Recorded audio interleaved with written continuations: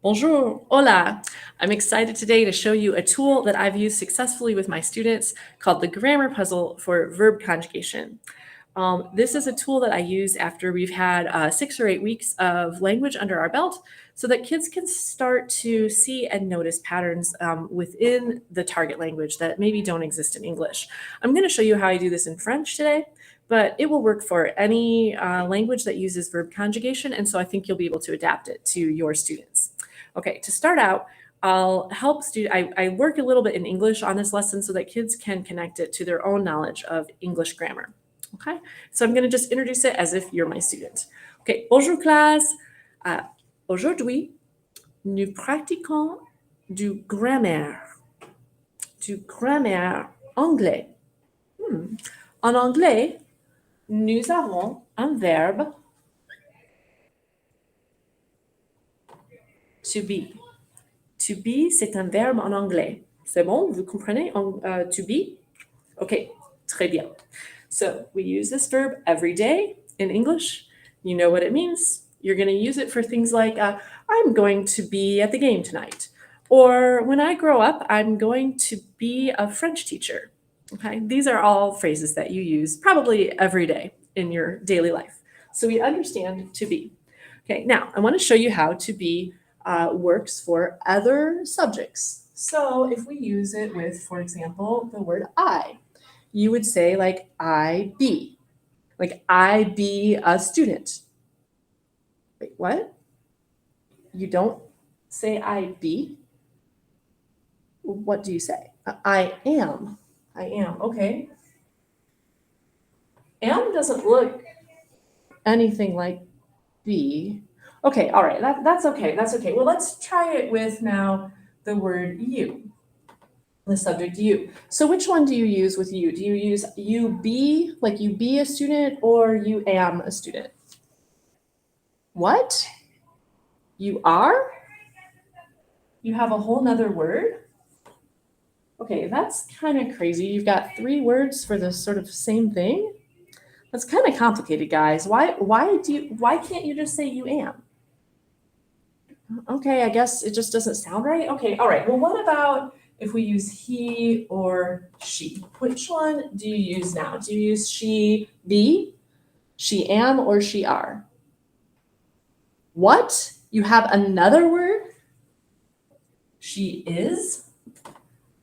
Okay, so you're telling me that you've got these 4 words, be, am, are, is, and they're all basically the same thing? They basically have the same definition? Why do you do it that way? That's really complicated.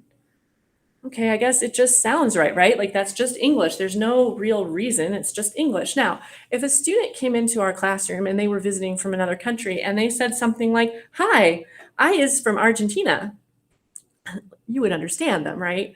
But it sounds wrong. It sounds like it clashes to our ear. It kind of like gives it away that they're not a native speaker, that they're learning English. And the way it clashes to our ears, I like to represent this visually. It's kind of like each of these subject pronouns is a puzzle piece and it has a connection. And the verb that fits with it has to use the same connection. If it doesn't connect, it doesn't fit. So if we said he am, it would clash to our ear, just like these puzzle pieces clearly don't fit with each other. Okay, so in French, we do exactly the same thing. We've got subject. So in French, we have a verb to be, être.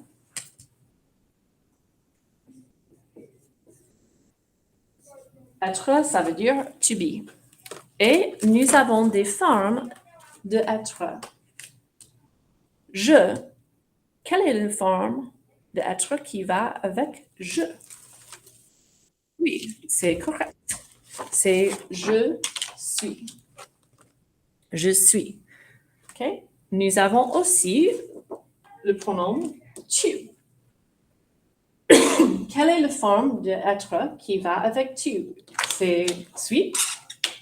Non, ça ne marche pas. La forme qui va avec tu, c'est est. Tu es. C'est bon. la connexion, c'est correct. Nous avons aussi il, elle et on. Et quel est, dommage, et quelle est la forme de être qui va avec il et elle? Il, elle, on, c'est et. OK. Est-ce que c'est possible de mettre et ici? Non, ça ne marche pas. Et regardez, première personne, deuxième personne, troisième personne. OK. Ce sont les formes singulières. Nous avons aussi les formes plurielles. Nous avons nous. Je, c'est singulier. Nous, c'est pluriel. Et quelle est la forme d'être qui va avec nous? C'est nous sommes.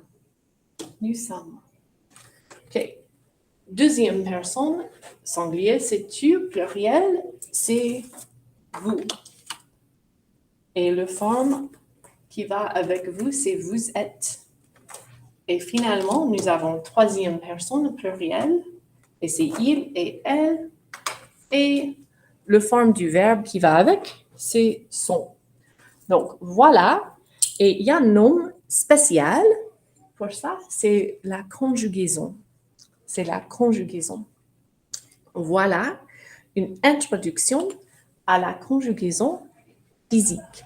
So this is a really great way of showing the process of conjugation visually and kinesthetically. And I give students then a sheet to cut out where they have these puzzle pieces and they actually cut them out and keep an envelope of them. And that really helps our kinesthetic learners to understand this abstract concept. It makes it more concrete and it makes it visual.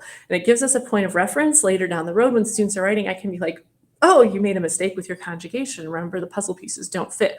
Pull out your puzzle pieces and let's take a look at them. So this is how I introduce the concept of conjugation after students have some language under their belt. And I always introduce it with the verb to be, which is one of the only verbs that we conjugate much in English. Stay tuned for our next video where I will show you how to use these grammar puzzle pieces with regular verbs.